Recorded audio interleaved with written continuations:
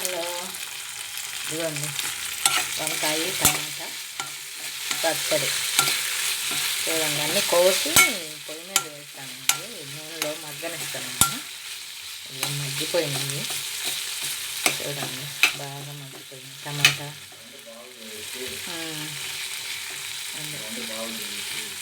చూడండి అట్లా ఉంది. చింతపండు, పచ్చిమిరపకాయలు, టమాటాలు ఇవన్నీ వేస్తాను.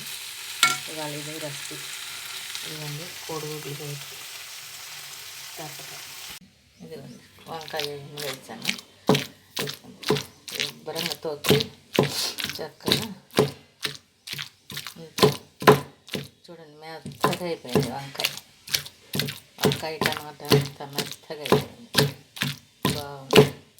ఇట్లా తొక్కుకొని అన్నీ వేసి చక్కగా మెత్తగా తొక్కుకొని అంటే మెత్తగా అక్కర్లేదండి, కొంచెం కచ్చపచ్చగా. ఇదిగోండి కోడిగుడ్లు ఉడుకుతున్నాయి, కాకరకాయ కోడిగుడ్లు మళ్ళీ చేస్తాను. ఇదిగోండి రోటి పచ్చడి వల్ల మాది నూరుతున్నాను. చూడండి చిన్న రోజు మాది.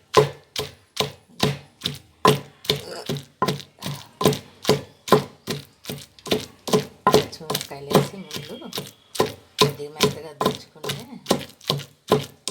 తర్వాత ఇవన్నీ ముక్కలు మెత్తగా అయిపోయినాయి.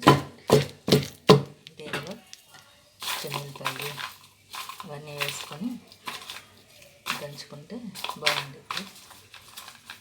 ఇదిగోండి చిన్నపాయలు వేస్తాను.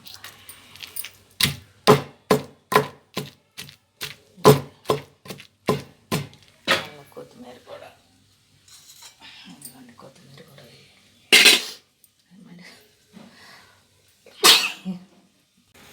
ఇదిగోండి అయిపోయింది పచ్చడి.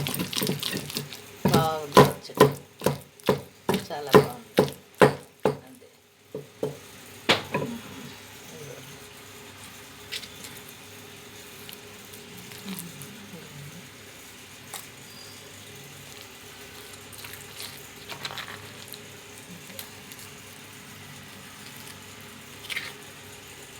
రోటి పచ్చడి బాగుండిద్దండి. ఇట్లా నూరుకోండి మీరు కూడా. అంటే మిక్సీలో వేస్తే మరీ పేస్ట్ లాగా అయిపోద్దండి, అందుకని నేను ఎక్కువ ఈ రోట్లోనే నూరుతాను. రోట్లో నూరితే చాలా బాగుండిద్ది. అది అందుకని రోట్లోనే నూరుతాను. అది ఇదిగోండి పచ్చడి రెడీ. కోడిగుడ్డు కారకాయ చేస్తున్నాను. తిరగమాత పెట్టాను. కొద్దిగా మినపప్పు, ఆవాలు, జీలకర్ర ఇవన్నీ వేస్తాను. ఇవన్నీ చూడండి కోడిగుడ్డు కారకాయ, కోడిగుడ్డు కారం అది అంటారు, ఇది అంటారండి. అదే ఇదిగోండి వేస్తాను.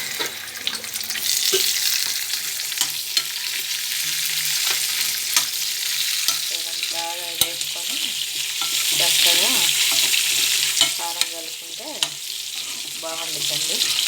వంకాయ పచ్చడి, కోడిగుడ్డు వేపుడు ఉంది.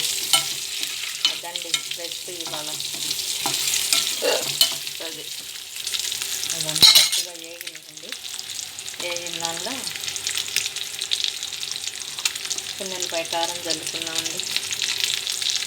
అంటే ఎక్కువ వేగితే ఆ పొర అంతా గట్టిగా అయిపోద్దండి, అందుకని ఎక్కువ వేపకూడదు. ఇది కోడిగుడ్డుని ఎక్కువ వేపకూడదు అన్నమాట.